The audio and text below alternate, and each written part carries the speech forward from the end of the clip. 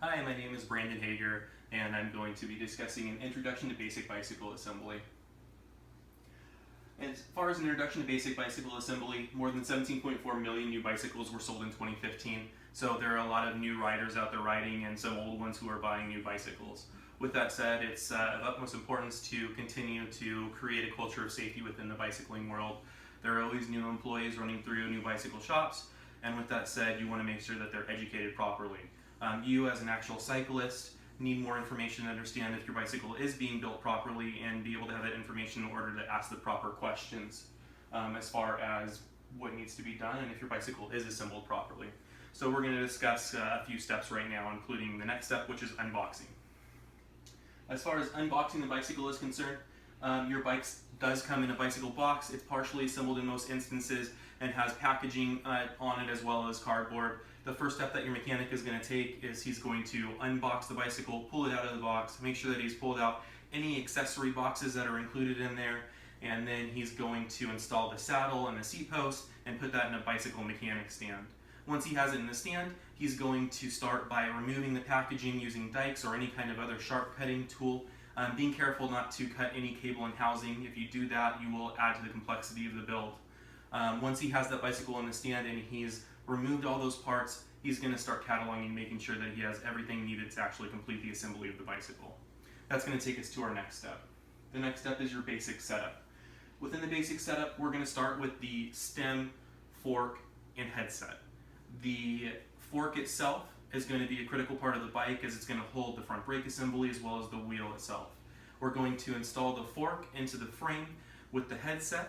Once we have that installed, we're going to insert the stem with the handlebars, and then to complete that setup, we're going to install the compression cap for the headset, kind of bringing everything together. We'll adjust that a little bit further down the road.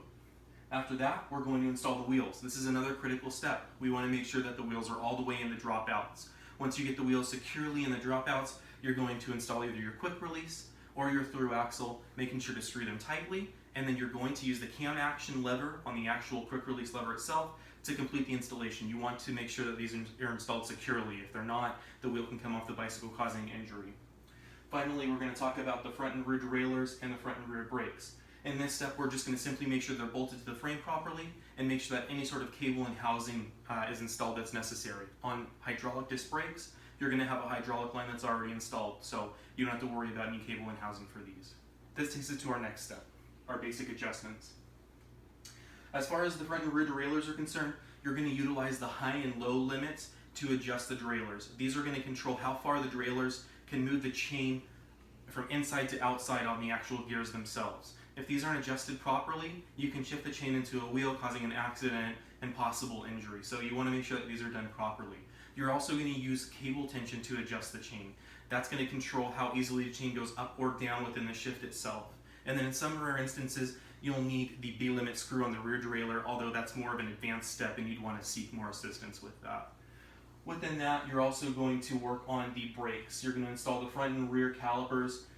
Within that, you're going to use the adjustment screws to make sure that those brake pads are not rubbing the brake surface, the disc, when the brake is not being compressed. To adjust it further, on a mechanical brake, you have cable tension. You're going to want to make sure that when you pull the levers, you have proper leverage to actually stop the bicycle without being able to pull to the bar completely. And that basically completes the pad contact of the front and rear brakes, which takes us to our next step. The next step is our safety check. It's vastly important to make sure that we check everything that we've worked on in the bicycle. We want to make sure that everything is torqued properly, which you can find in most owner's manuals on bicycles, and we want to make sure that everything is adjusted properly.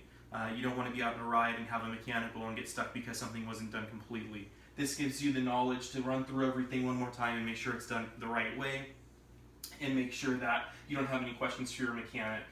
So that takes us to our final thing. This is the conclusion.